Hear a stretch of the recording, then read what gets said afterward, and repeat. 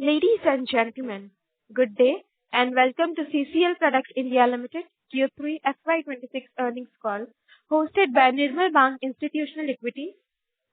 As a reminder, all participant lines will be in the listen-only mode, and there will be an opportunity for you to ask questions after the presentation concludes. Should you need assistance during the conference call, please signal an operator by pressing star then zero on your touchtone phone. Please note that this conference is being recorded. And I hand the conference over to Mr. Deepak Saha from Nirmal Bang Institutional Equities.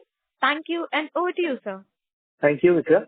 Good morning, everyone. On behalf of Nirmal Bang Institutional Equities, I welcome you all to the 3Q FY26 earnings call of CCL Products. The management is represented by Mr. Challa Srishant, MD, Mr. Praveen Jaipuriar, CEO, Mr. B. Mohan Krishna, ED, Mr. Chaitanya Agastya Raju, CFO, and Ms. Sridevi Desai, CS of the company. So we also have Mr. Rajendra Challa with us on the call, and I'll request Mr. Praveen sir to start the call and give his opening remarks. Thank you. Thank you, Deepak, and thank you, Nirmal Bang, for arranging this call. Good morning, everyone. I welcome you all to the third conference call of FY 25-26. And now I'll give you a brief overview of the company's performance of the third quarter and also the 9 months period gone by. As far as the group performance is concerned, the group has achieved a turnover of rupees 1053 crores for the third quarter of 25-26 as compared to rupees 761 crores for the corresponding quarter of the previous year, achieving a growth of 38%. The EBITDA stands at rupees 187.56 crores as against 127.22 crores, which is a growth of 47%, while PBT is rupees 116.27 crores, growing at 62%, and the net profit stands at rupees 100.26 crores with a growth of 59%. As far as the 9 months figures are concerned, the group has achieved a turnover of rupees 3239.41 crores for the 9-month period, as compared to rupees 2274.54 crores for the corresponding 9 months period, achieving a growth of 42%. The EBITDA stands at rupees 547.6 crores as against 396.46 crores, which is a growth of 38%, while PBT is rupees 337.55 crores, growing at 37%, and the net profit stands at rupees 273.57 crores with a growth of 31%.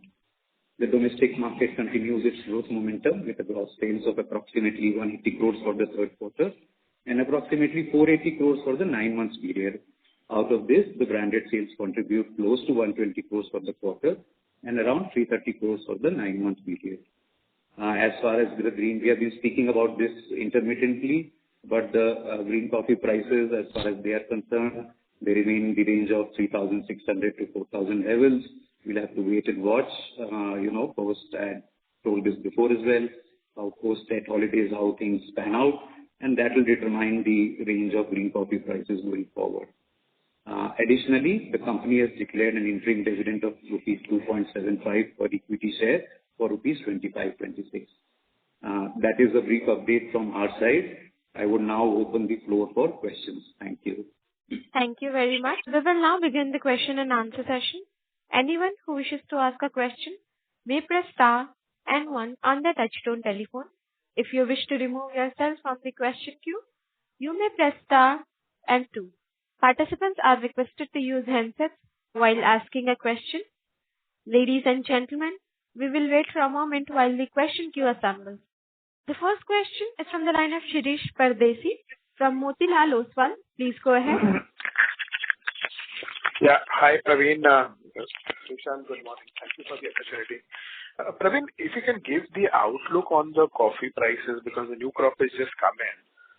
So I think what are the pressure which we see at this time? And my related question is that in the quarter of 38.5% revenue growth, what is the volume momentum we would have seen?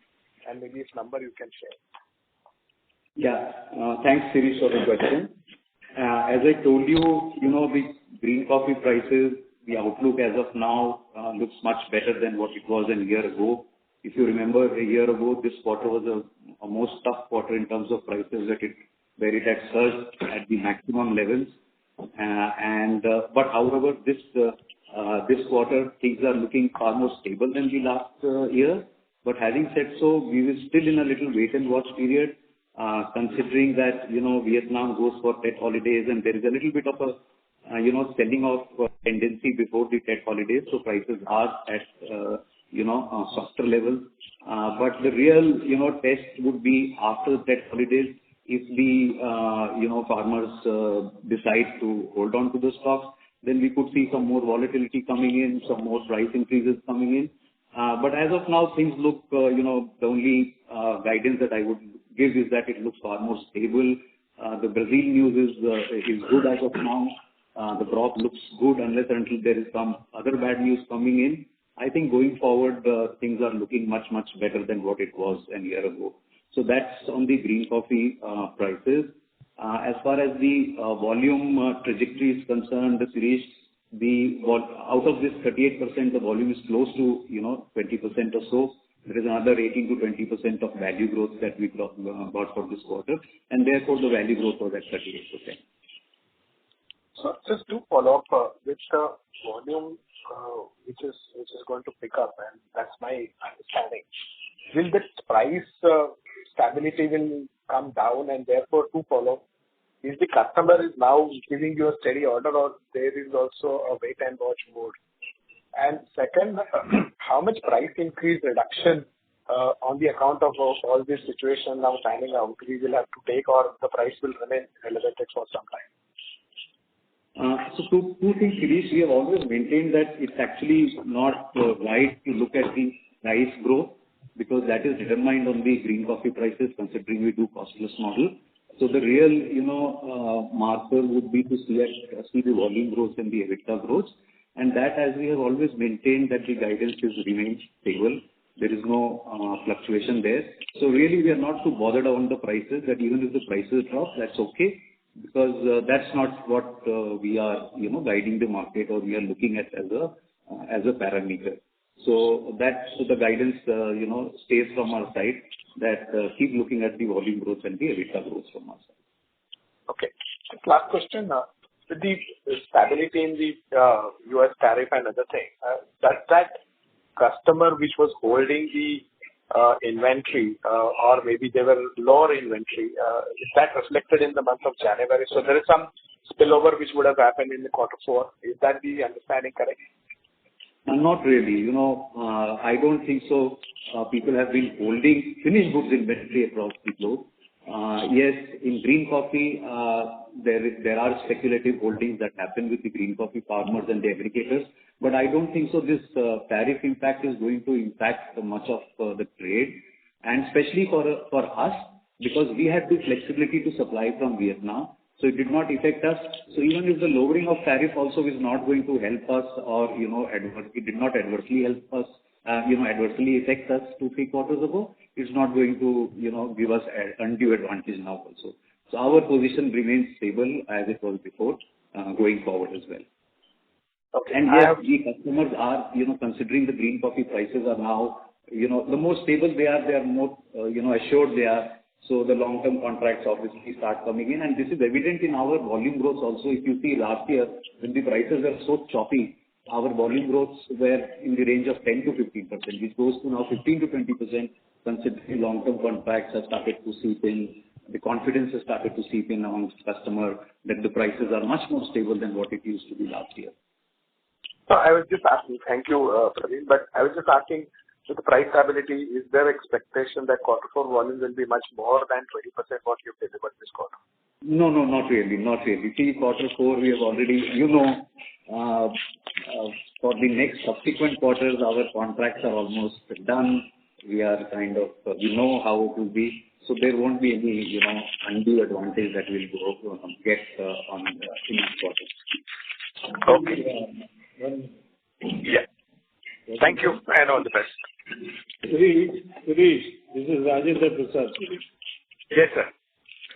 Most important, I always we maintain CCL is a year-on-year company.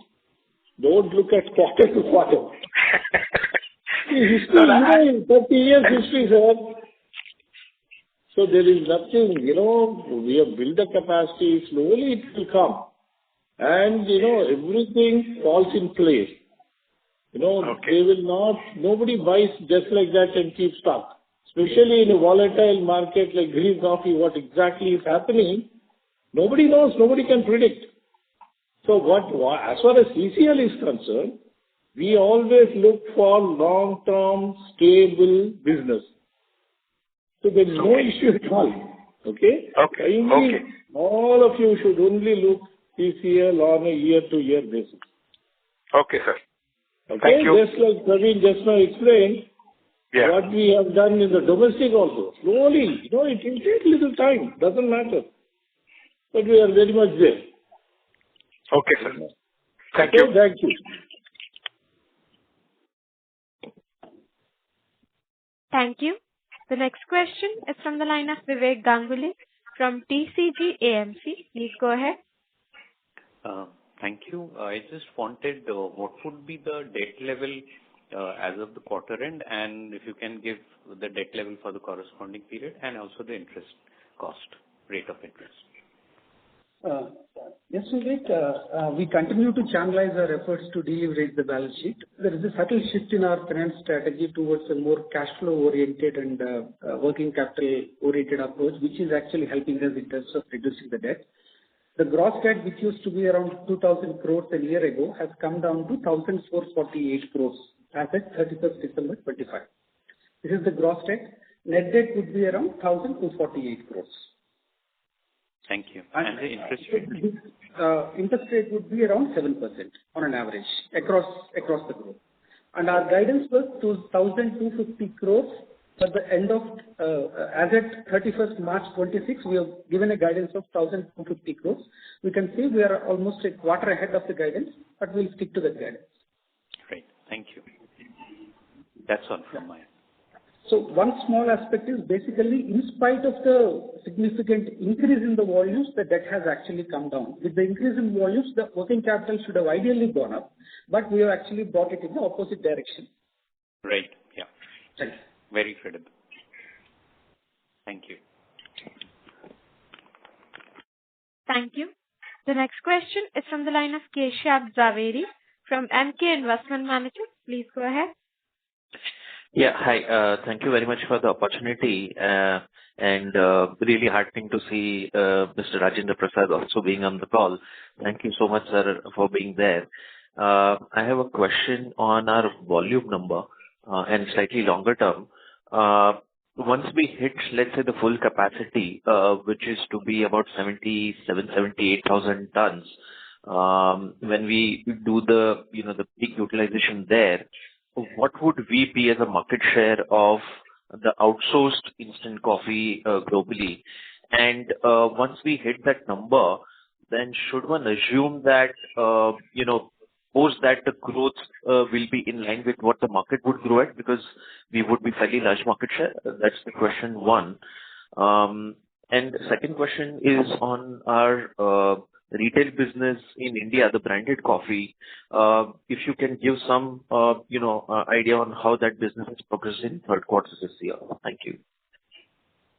So hi, Kashyap. So on your first question, when we are at peak capacity utilization, which is some time away from now, we probably will hit at 12-13% global market share of the outsourced market, right? Now, that is, there are two ways to look at it. One is to say that even 12% or 13% there is still some way to grow. So we could be growing ahead of the market even then. Sorry, Praveen. Praveen, just to interject here, when you say 12-13%, this is the total market or the outsourced market? Outsourced market. I'm just talking about the outsourced market, because we can't compete in the branded and the captive consumption market. So that is, I'm segregating that. So this is only the outsourced market. Will be 12-13%, which means that we still have some headroom to grow, and we'll continue to kind of strive for higher growth than the market. Even the market, we have seen that the instant coffee market, considering that the growing economies are growing the way they are, and they are more likely to adopt to more instant coffee, we see a better growth of instant coffee than other coffees as well. So I think both put together, the market growth and our ability to still gain market shares, we should be growing at a little higher levels. So that is the long-term guidance, but it is really long-term. We'll see how things pan out going forward. So that's on your answer to your first question. The second question you talked about the branded retail sales. So as I told in my opening remark, that the branded retail sales continue to grow at a very good momentum. We are growing at almost 40-50% this year.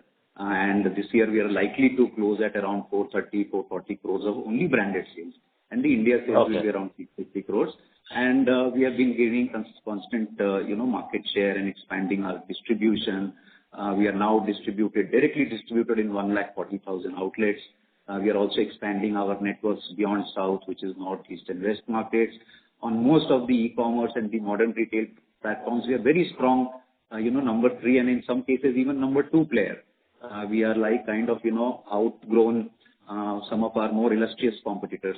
So that is a little color on how the domestic market has fared, and we'll continue to grow aggressively in this market as well. And just a clarification, when you say 430 crores at MRP level, this would be what, about 800 to 1,000 crores? No. We are not now at 50% discount. So you may add 30% in any retail, approximately considering the retail margin and the schemes you give, 30 to 35% you can add at MRP levels. Okay. And last question, on the Vietnam side, we have capitalized large blocks in this year. In fact, March last year as well as mid of this year. But if I look at the sales, we are not seeing that kind of growth which we are seeing in the gross block there. What could be the reason there? So we are at about similar number for now, about let's say 2 or 3 quarters. But the new capitalization should have added top line growth in the third quarter also. So if I read your question right, you're asking that are we getting commensurate growth in terms of volumes in NCL?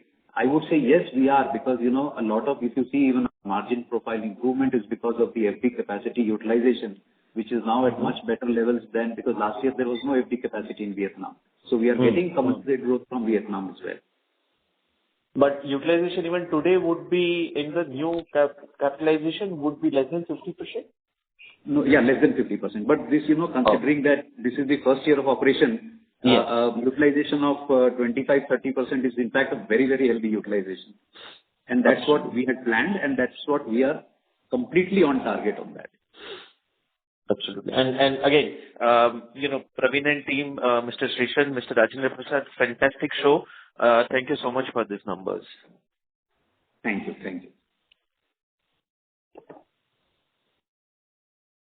Thank you. The next question is from the line of Abhishek Mathur from Systematics Group. Please go ahead.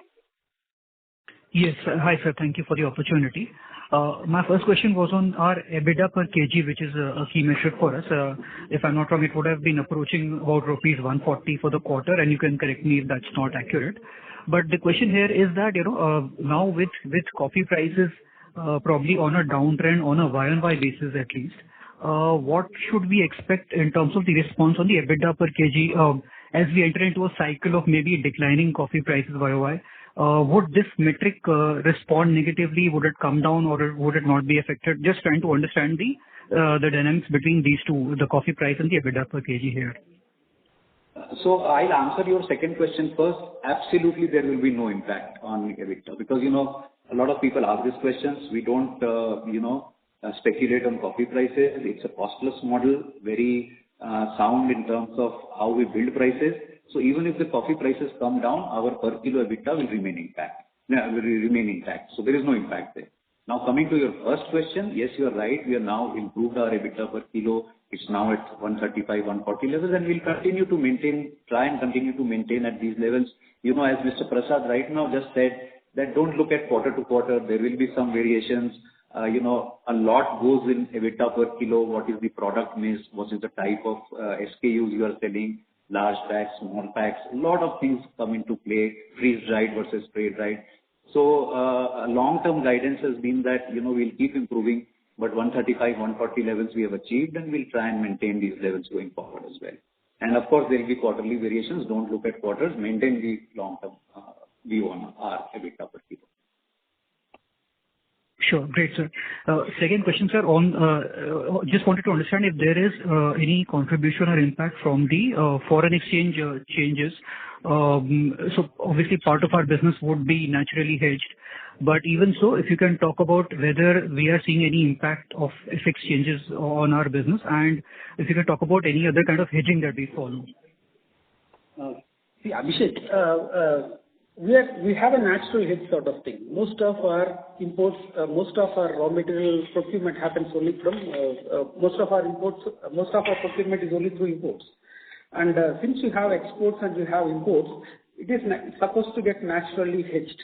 Having said that, when rupee depreciates, you will have a little bit of exchange impact because we are net exporter, and we have a little bit of impact in the sense that there is an exchange gain which will be there in the books. Right, sir. But this is not material to call out? No, that's not material, because the thing is that we are naturally hedged. We have imports, we have exports, which will automatically negate the exchange risk. Understood, sir. And just one final quick one, if I can squeeze in. On the India branded business, our operating margins would be in the range of 5 to 8%, or any other range that you want to specify? Yeah. That is there, and we keep plowing back to the business so that we can grow this business. This business has just started to, kind of having green shoots, and it is important for us to keep investing into the business, so which we'll keep doing for the long periods of time. That is the guidance we have given, that we'll maintain at these levels. Yeah. So is it if you can give a specific number between 5 to 8, or I think that we will stay with this number because we don't, granularly publish numbers. So let us stay with that kind of, and it's not a very broad margin. 5 to 8% to my mind is quite a, decent, spectrum that we are giving. Sure, sir. Thank you for the responses and all the best. Thanks. Thank you. Thank you, Rishi. Thank you. The next question is from the line of Lokesh Manik from Vallum Capital. Please go ahead. Yes. Hi, good morning to the team. Heartening to see the chairman, sir, on this call today. Sorry to interrupt, Mr. Manik. We are Yeah. able to hear you. Can you please speak a little louder? Yeah. Is this better now? Yeah, please go ahead. Yes. Hi, good morning to the team. Heartening to see the chairman, sir, on the call today. Praveen, my question is more from a portfolio diversification perspective. So how am I looking at it is core coffee business, and then you have the B2C, which has grown fantastically, domestic market, and then you have also in the UK market acquired a couple of brands. And then the third piece is the new products that we keep, experimenting with. We had cold brew coffee earlier. We are now doing plant-based snacks. So on these three areas, if you can give a sense how the portfolio is diversified, or contribution from these segments can help us, just understand how the diversification is progressing. Absolutely, Lokesh. Let me give you some color. You know that, and we have been speaking this for long, that the whole foundation of the company is based on innovation, which means that we constantly offer new products to our client, understanding the market needs, understanding what the client needs. And that's the reason we have been showing these kind of performance over the period of so many years, that every time we have been a little ahead of the curve in terms of providing the products. We were the first ones to set up a freeze-dried plant in India when nobody thought of it, which clearly, demonstrates our penchant to do newer products for our customers. And that also helps us to diversify our portfolio and not be dependent on one product. And that's the reason we have been able to get a consistent growth over a period of time. We also diversified into, creating our own brands, which also has done well for a period of now last 6-7 years, which is also part of our diversification process, because it helps us to kind of, be a complete company in terms of our coffee, not only supplying good products and diversified products for our B2B consumers, but also to our B2C consumers. Even in B2C, if you see, our product range has been really vast. In fact, when we started, a lot of people had questioned us that, as a company which is only starting, why do you have so many ranges of coffee? Our very simple answer was that we understand the consumer palate, we understand what consumers want. For every region, we developed a new blend. For every type of consumers, we developed a new brand. And that's the reason we ended up creating a very good portfolio, even in the branded segment in the domestic market. The UK acquisition continues to grow. We are handsomely growing there. the business. It is so tough to create and grow a brand in these kind of countries which are very, very brand conscious, right?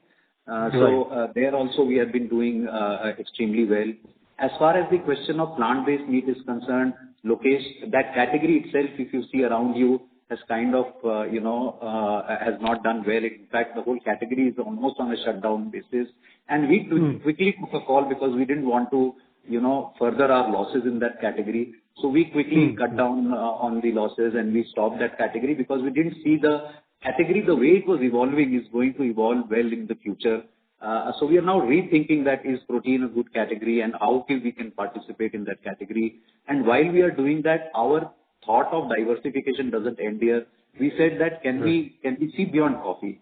And that's the reason we started experimenting with some traditional snacks under the brand name Malgudi, which goes with traditional ethos of the country. And we have started to launch micro launch these products in some of the outlets in Hyderabad to see how the response is. If we get good responses and we get the product mix right, the pricing mix right, then we will expand this further.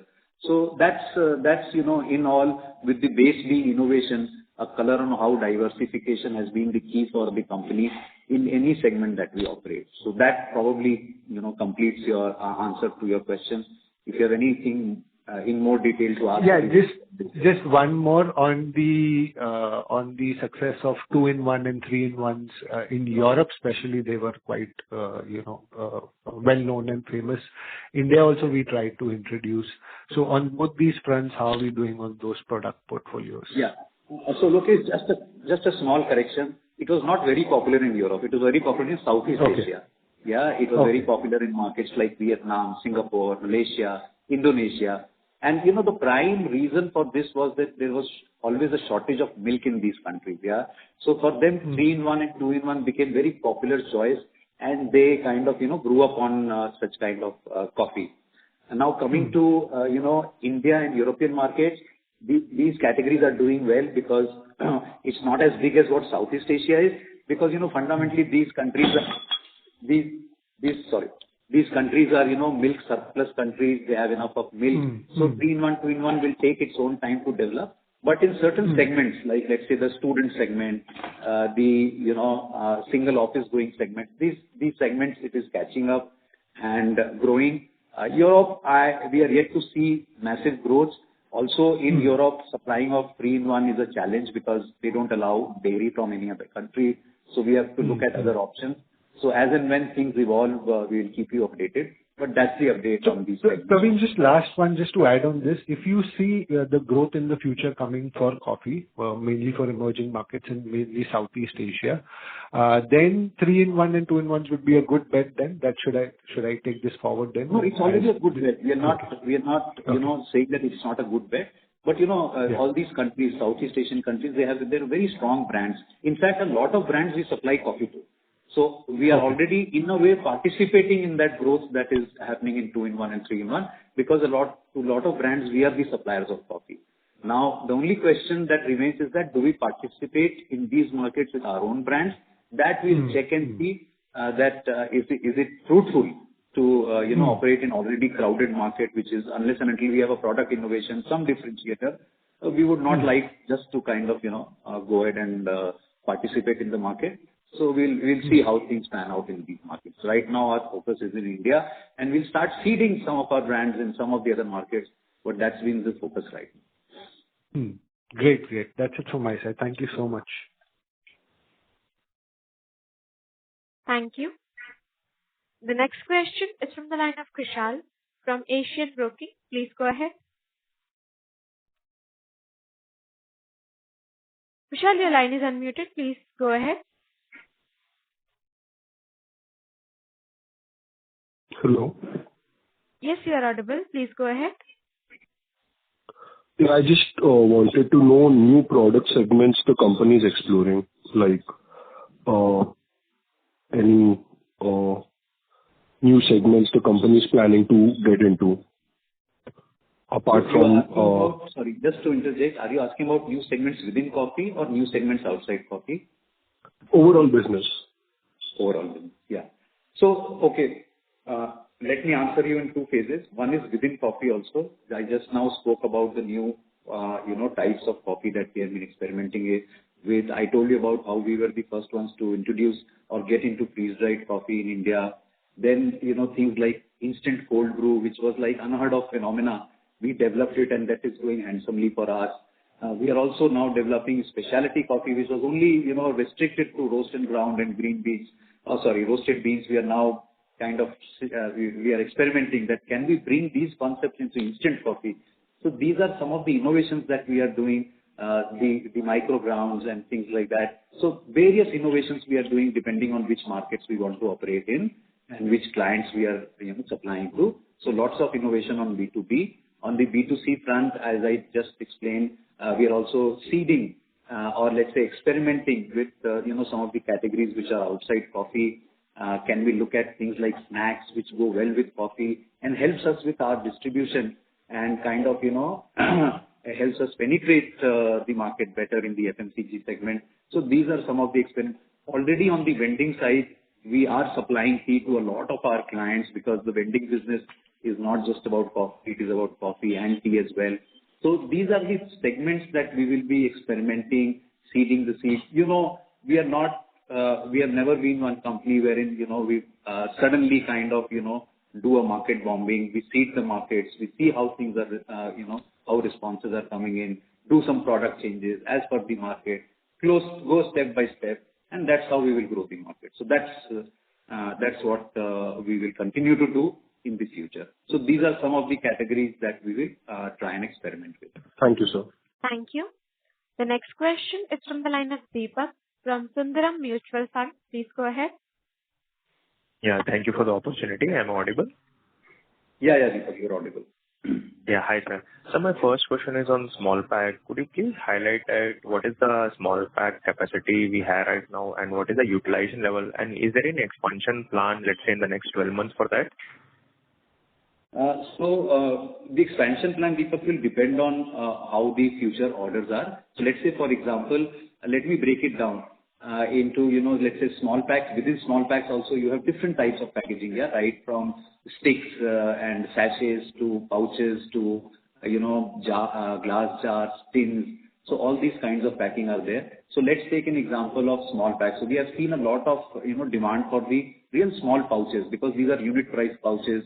And especially in economies like the growing economies, the demand for these kind of small packs or LUPs as you popularly call them is very high and it is growing. So markets like Africa, India, they're responding very, very well to the small packs. So definitely we are going to expand this capacity.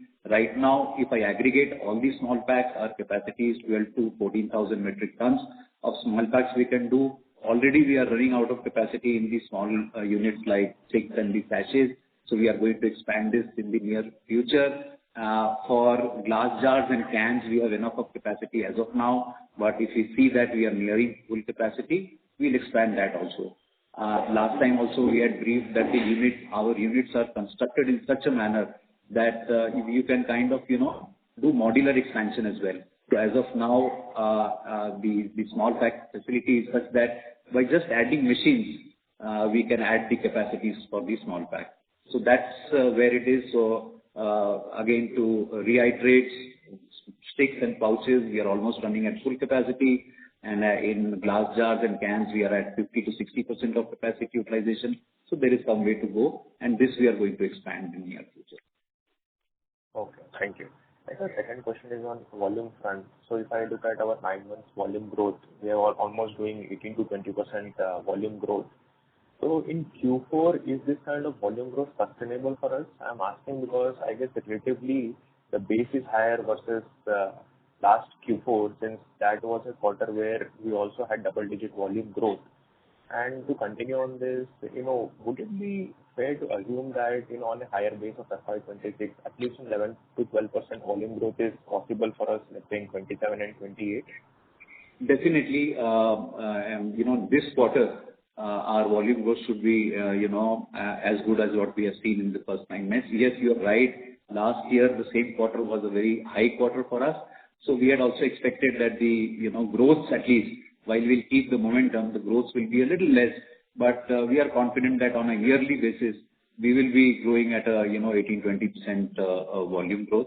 So that remains intact. Next year, we will see, because a lot of things are evolving. As I told in my opening call, post-Tet holidays, we'll see how the prices pan out. If they remain stable, we are likely to get more long-term contracts, and that will help us assess our volume growth better. So maybe by end of next quarter, we'll be able to give you a better guidance for next year. Okay. And with any particular areas where we are penetrating further, I just wanted to understand that since instant coffee market itself is growing at a lower single digit and we are growing at a higher double digit, then where exactly we are gaining more wallet share, and how much, let's say, client additions are we factoring in that for those kind of volume growth? Client addition, I can't, quantify it, but it's an ongoing process. See, every day we add clients, every day there will be some clients also go away from us. It's a leaking bucket. It's not that everybody stays with us and nobody will come to us. So that's not the case. Every time we are adding new clients, yes, our ability to add new clients because of the product portfolio, our servicing levels, our cost structures is better, and that is the reason we have been growing a little ahead of the market, right? If the market, you are right, the market is low single digits, that's the growth, but we have been maintaining better growth. Now, where are these growths coming from? I think this growth is well planned out. We are getting growth from all geographies. We are getting very good growth from, Africa. We are getting good growth from the American markets, as well as the European markets. Asia is growing for us. Our brand is growing for us very handsomely.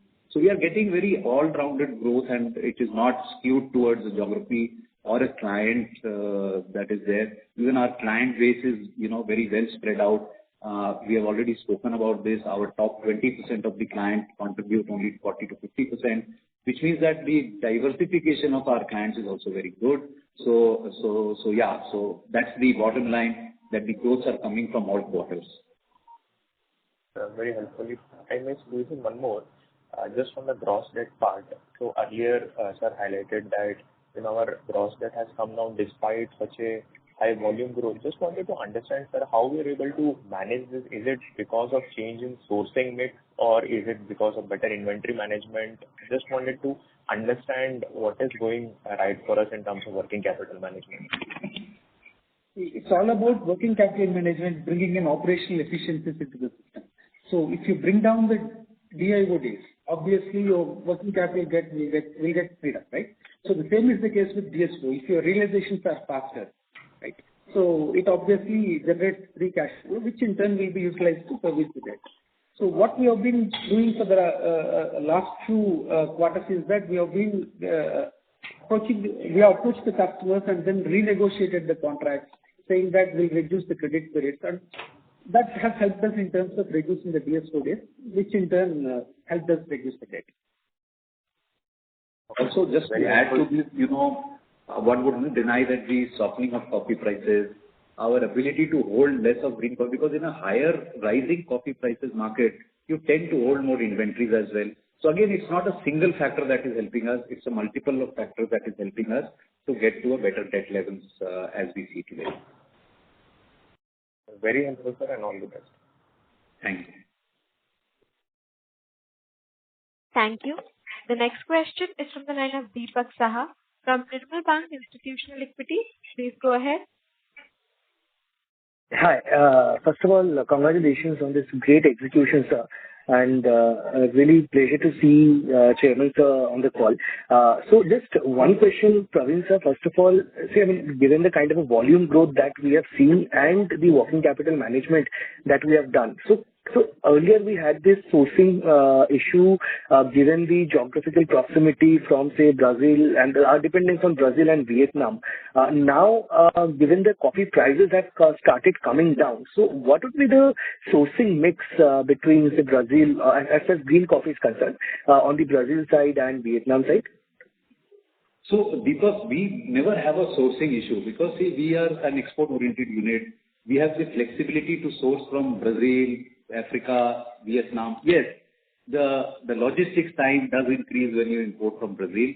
But having said so, if you do your planning well in advance, we have that flexibility to import wherever we can, from wherever we can. Now, coming to the question where we will, do more sourcing from going forward, it will all depend on how prices pan out. Let's say the prices, stay very stable in Vietnam. Definitely, we would love to source from Vietnam, considering we have a factory there and its proximity to India as well. But let's say if Brazil crop comes out good and there the prices soften, we also have the ability to source from there. So our sourcing will really also, a lot also depends on what are the kind of client profile you have, what is their demand, what kind of sourcing or type of product they want. So again, multiple factors will come into play. The only thing that we would like to say is because considering the way we are structured, we have a massive flexibility and which helps us, helps our business to grow. So that wouldn't be a challenge going forward to us is the only point that I would like to say. So, got it, sir. So basically what I was trying to highlight the fact that earlier when the prices were, say, on the elevated side and dependence on Brazil would have, because of the geographic proximity, would have increased our average inventory holding period, right? Now, given prices have come down, we would not have that problem now, and which is also a reason we are seeing a better inventory management, because yeah. That's all I was trying to That's what I added to Chaitanya's comment. That even the coffee prices has helped us. The fact that if Vietnam softens, we don't have to kind of, hold much of stocks from Brazil. The third thing is that you see in a market when it is growing, there is always a tendency for small guys to falter also. Because today you contracted, let's say at 100, tomorrow the price is at 120. He may falter also. So we would want to secure that green coffee and put it on, go down, which increases your inventory. Yeah. So that also adds to the pressure of working capital. Now, in a inverted market, as you say, when it is going down, it is more beneficial for that guy to hold the stocks for me than me holding the stock. So definitely all of these factors are helping us. And going forward, if things remain stable, it will further improve. So even our debt position will further improve going forward. Got it. That's really helpful. The second question is, if I see 9 months this year, I mean, we have done, as earlier you mentioned, say 18-20% kind of a volume growth, and EBITDA per kg has also improved. I mean, earlier our guidance was say 15-20% kind of an EBITDA growth. We are at 9 months, 38% kind of an EBITDA growth YY, right? Now, looking at next year, even on decent volume growth of in alignment with what we did last year, or the guidance that we gave earlier, given our EBITDA per kg is materially improving trajectory, so will it be fair to assume that 15-20% YOY EBITDA growth guidance that we had, that remains very much intact?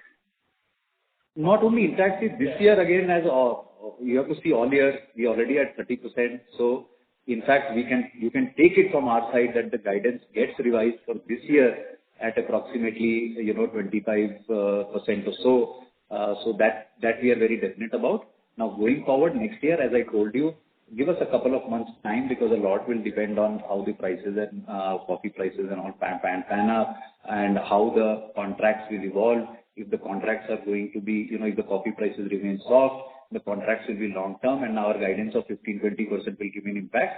But we will wait and watch for 1 or 2 months before giving a guidance for next year. Got it. So incrementally, we have that potential of say that 20% going to a little bit on the higher side. I mean, depending upon how things pan out, but that remains fundamentally intact. That's really helpful. Deepak, last year when the coffee prices were very choppy, that is the reason we had broadened our guidance to 10-20%.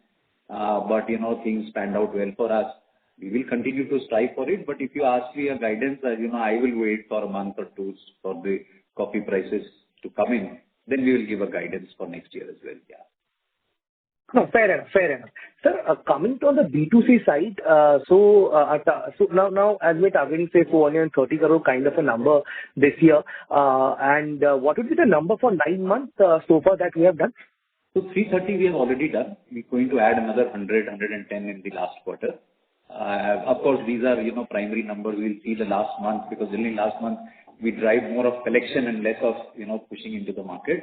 So that will determine. But yeah, 100, 110 is definite. So that's not a problem at all. Got it. So on this trade, just last 2 questions, sir. One is the kind of marketing measurements we have seen on the western side of the country is quite meaningful. And earlier we had quite of a dominance in southern market, especially Andhra and Telangana. We increased our market share and almost replaced the number 2 player. So now what's the strategy and more than that, what's the feedback or market response you're getting from western side or other parts of the country? Because southern market we are already doing good. What do you think going ahead, what would be the growth levers for the, other parts of the country, especially northern side and western side of the country? If you can slightly, give some color on this. So Deepak, in spite of, doing well in South, we'll continue to aggressively drive in South as well, because some of the geographies we feel that we still can drive a lot of penetration, especially in markets like Tamil Nadu and Karnataka. We have gained very handsome shares. We started our activity 8-9 months ago to drive more penetration in Tamil Nadu. That has reaped us very good benefits. We have gained good market share. The growth momentum has come out very good in these markets. So we will continue to drive penetration in these markets. In the other markets, we have a very different strategy where we are saying that we will cream the distribution there. What it means is that we will continue to drive very aggressively on e-commerce platform, because that is not, manpower heavy, and it now reaches to all and sundry in the northeast and west markets. Already in some of these platforms, we are double-digit market share, which is very good news for us. And some of the activities that we have taken in the northeast and west markets have already started to reap very good results. In platforms like Blinkit and all that, which are very, very concentrated in the North Indian markets, we have already gained very, very handsome market shares. As I already told you, in most of these platforms, we are double-digit market share, including Amazon. So these are the kind of initiatives we will do in the non-South markets and continue to drive much more aggressively. Of course, because of the lower base, they will grow at higher levels. And we will also do cream distribution, which means that, let's say, in the top 5 to 10% of the outlets. Thankfully, coffee is not so well penetrated in the rest of these markets. So what we'll do is we'll say that, okay, direct distribution is 5 to 10% of the outlets, which has a lot of heavy weighted distribution, and continue to drive through e-commerce and the other quick commerce. Even in modern retail, we are doing extremely well. Reliance, we have crossed double-digit market share, which is very good news, because, Reliance again is very strong in all the parts of the country. So there also we are gaining. So these are markers of the fact that the brand has started gaining traction in some of these markets, and some of the initiatives that we have taken is giving us good results. And we'll continue to do that.